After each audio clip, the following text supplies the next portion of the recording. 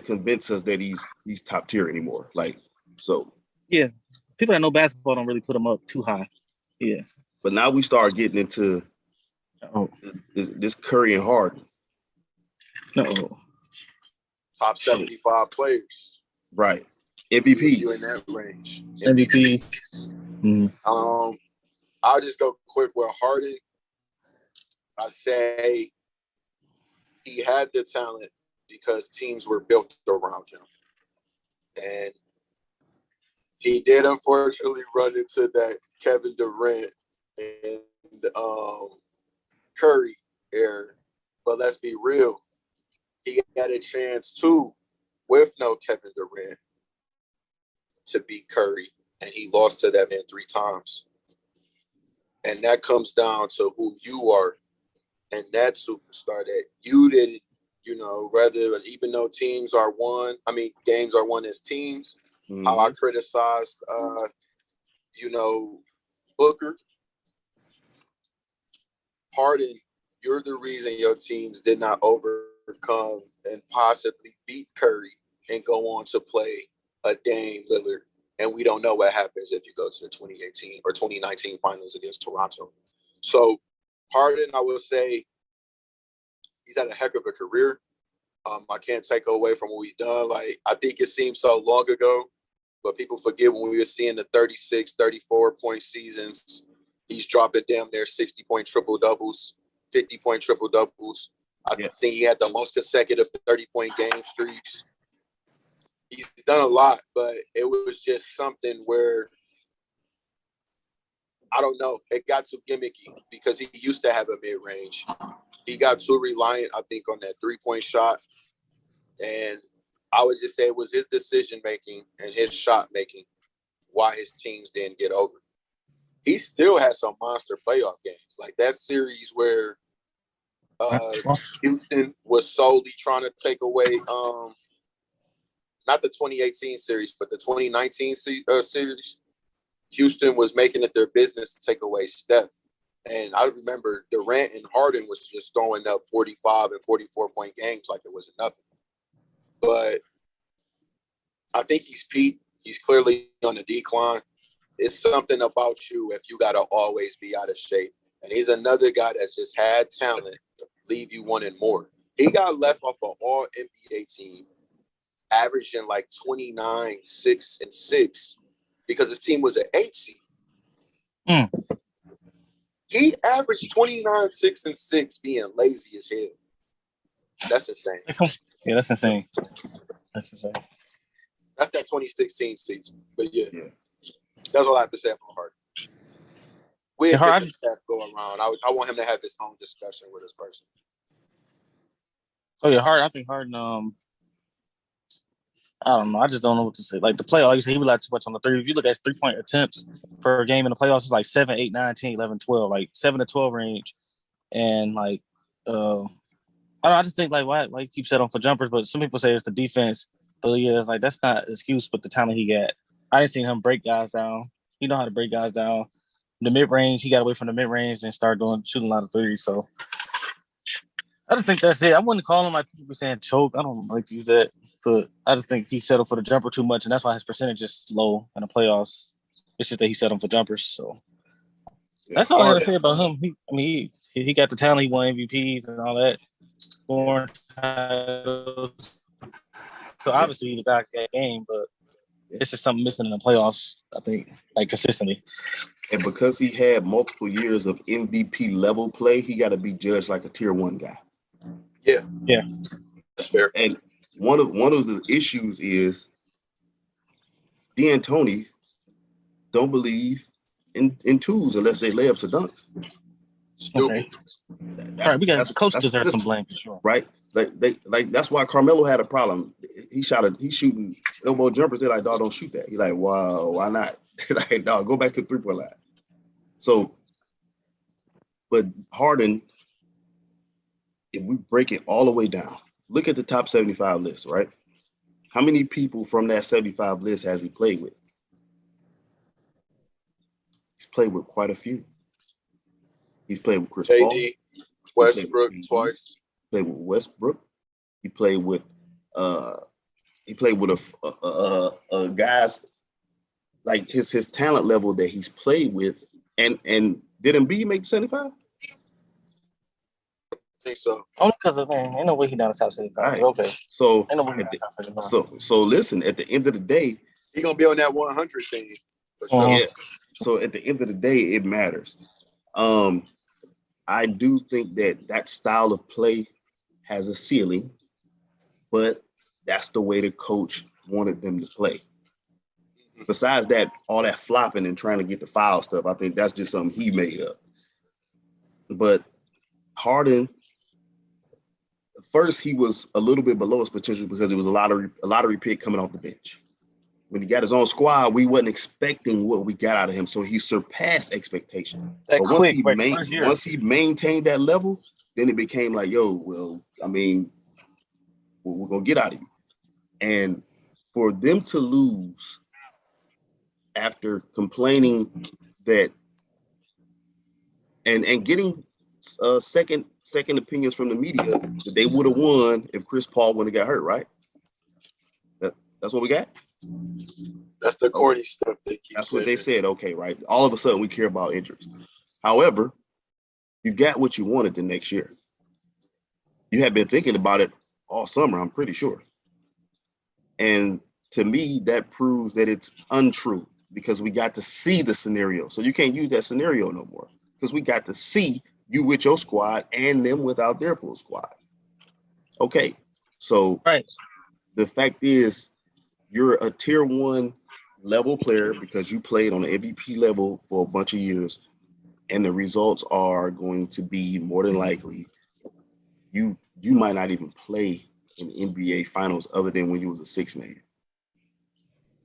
I think what annoys me too about Harden is he has enough skill and talent and game that he don't gotta trick the game. He don't gotta go run fouls. He should be bullying guards. Yes. He shouldn't have to do all that. He should just have to go out. He has enough skill that he should be able to get a good shot wherever he wants. Yes. Because he's really a 3-level scorer. Yes. But he's forced himself to be a 2. And now you're predictable. If you don't shoot a 3, you're going all the way to the rim. He don't even mix in, like, at least in Houston, he used to have the potential to throw the lob. Mm-hmm. But he even mentioned no floaters or no pull-ups or anything. And we're going to get to the next guy soon. But it's just different. Now you're talking about a different level of basketball when you want to be a champion, when you want to hit that top 15 range. And Jalen Rose had pointed out back when he was playing at the MVP level that when James Harden doesn't have the ball, he doesn't even pay attention, let alone back cut or go set a pick, or he's not even interested in the game. That don't translate to winning. Those are the little things that other people do when they really trying to win that he never figured out. And the fact is, I respect your game so much that I expected you to get to that level. Once you, like, bro, he's not a little guy. I keep, like, Harden is a stout dude. Go to the rack, put your shoulder in these little bitty guards that they keep putting on you. Take it up. You be aggressive. The ref gonna call the foul. You ain't got to do all this crazy stuff and, like, because in the playoffs, obviously you weren't getting those calls. How many years does it take for you to figure out they're not calling that? Your brain ain't working. So, man, I like, and I didn't. He was a dog when he was at his peak, but I didn't like watching dribble, step back. That got on my nerves. I didn't like watching it. But that's the level that he's on, and he has to be judged at the level of the peers that was on MVP level that he played with, and he underachieved. About Steph. I think Troy, I think you muted or something. Troy. Oh. Yeah, I don't know. He froze.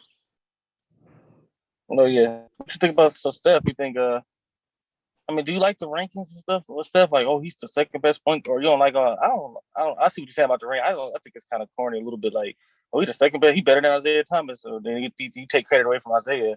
It's just kind of like. First of all, when people do that, they don't like to. What they like to do is you can manipulate data to make it say whatever you want to if you omit certain things, right? Yep. So even when they use data to confirm their bias that they already have. Steph Curry is a basketball player. He's what Rashad calls a hybrid guard. He used to play more of a traditional point guard role. At one point in time, he averaged 8.5 assists a game. That was his high. But right now, for them to win, he plays every different way within the game. Sometimes he's playing that point guard role where they're running that high pick and roll where he's handling the rock. Sometimes he gives it up early and he's the cutter. Sometimes he's the screener. He plays all these different roles within the game. So he's not like that whole best point guard. Listen, he's one of the best players to play, right? Because like Jalen told us, they only made up positions so a novice could follow the game. Period. That's true. I think that Steph, when people loved him when he was ascending, once he started to threaten some of their favorites, then they started to hate him.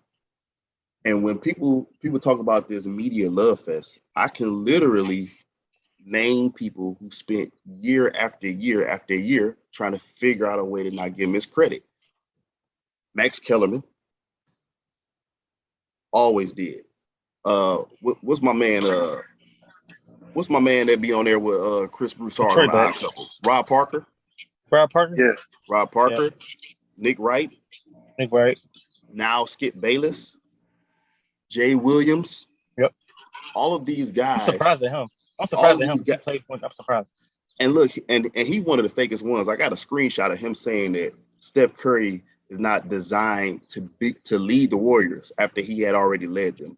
And then now I got a screenshot of him right next to it saying he's the hardest player ever to guard. You gotta make your mind up, dog. All that fake stuff. Get out of here, man. I respect him. He a legend at Duke and all that, but his takes be terrible sometimes. But what we've been talking about is how difficult it is to win a championship with a little guy as your top guy. Yeah. We've okay, I've got it. And whether you want to, first of all, let's keep like this. He led them to making it to all the championships except one. That's a fact because KD went out against Houston. Am I wrong?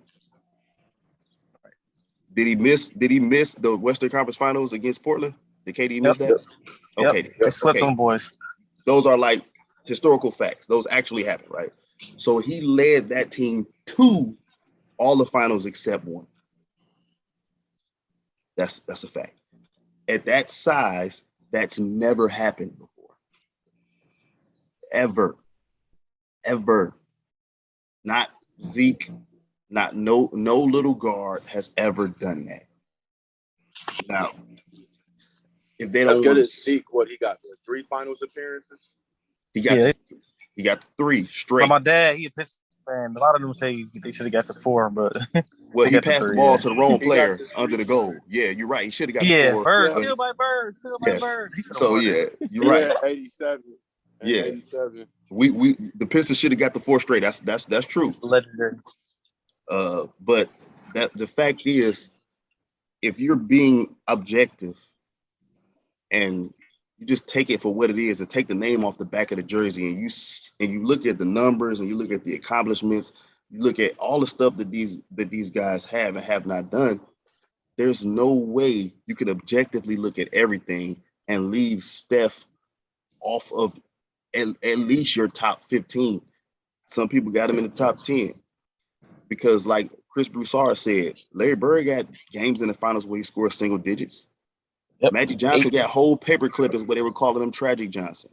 Isaiah Thomas was playing terrible in the finals before he hurt his ankle. That's a fact. So we take those things out of context when we compare eras and compare players, right? So that's why I respect LeBron and Curry for carrying this generation under all of this scrutiny and all this extra hate, all this extra, I want to be a revisionist and act like things are so much different. And all these journalists out of nowhere.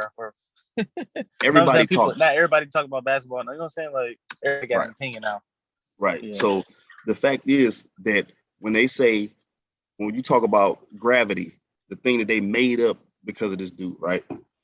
And you're talking about giving up layups to stop a guy from running to 10 feet behind the 3-point line. That's a different animal, man. That's crazy. When you when you being a screener, a screen setter is one of the most dangerous things that don't show up on the stat sheet, by the way. Right.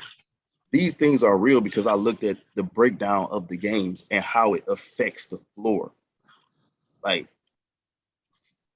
and the fact is, like, he's 6'2" with shoes off, right? That's his legitimate height, right? 6'2" and a half with shoes on. At the end of the day, what he's accomplished at that size, coming from a mid-major, I don't understand how you could do anything but respect it. Mm-hmm. No, I think my bad. My boss had called me. It's a little loud in my background, but I try to speak up as loud as I can. I think you hit it right on the head. Let's be realistic. Steph wasn't supposed to be here. And I'll use the argument for LeBron when I get to him, but I just foreshadow it.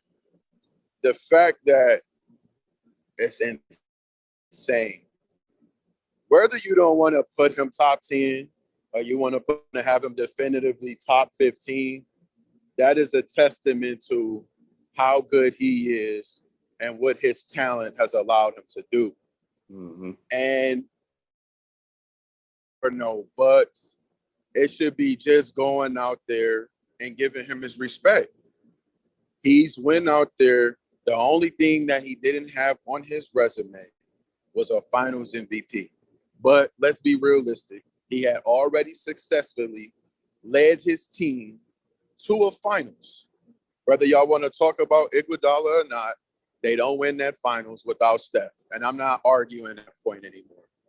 But going back to what we've seen at a high level for really these past 9 years, 10 years, it's insane.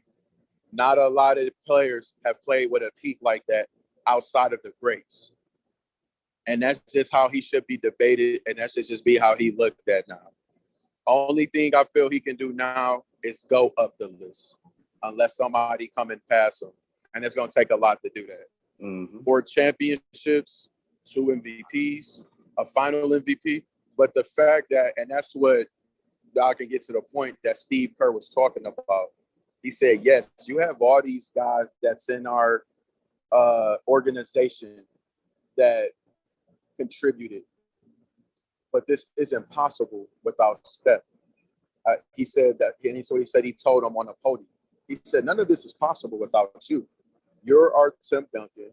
You are our cornerstone that we built all this around. And that's how he should just be looked at as. He's in that Zeke range. It's only I think he surpassed Zeke. It's only him and Magic now, I feel, in that point guard level. Or if you want to add Zeke in, it's those 3. And then all time it's top 15, top 10. But I don't want to hear all this other hyperbole. He should be looked at as one of the greats. Now, if you want to start doing straw man arguments, he not Mount Rushmore, he not the GOAT, go ahead at it. No one's arguing it. But his career, huh? What'd you say, Gus? That was Dre. I just said nobody with sense, like us 3, we ain't never put them on the Mount Rushmore. Of course we haven't. But see, that's the new things that they do now. You go out and accomplish something. Now they want to find the next thing that you ain't. So at first it was, he ain't Zeke. He ain't got a finals MVP. All right, now you done did all that. Well, now I just want to be you not LeBron. And then when you pass LeBron, what you not Jordan? Stop it. Appreciate it. This guy's going to be 35 next year. We don't know how much longer we're going to see this. Yeah. He lost in the finals to the guy who they're debating if he's better than Jordan. Thank you. I'm confused on why that's a problem. Thank you. And then the other guy that he lost to, that so-called guy beat LeBron in the finals. You get what I'm saying? Even though we know the nuances. So it's like, quit trying to bend your arguments, man. Let's just start debating these guys for what you're actually seeing. And what we are seeing is something that very few have. Very few have. And that's all I got to say about it.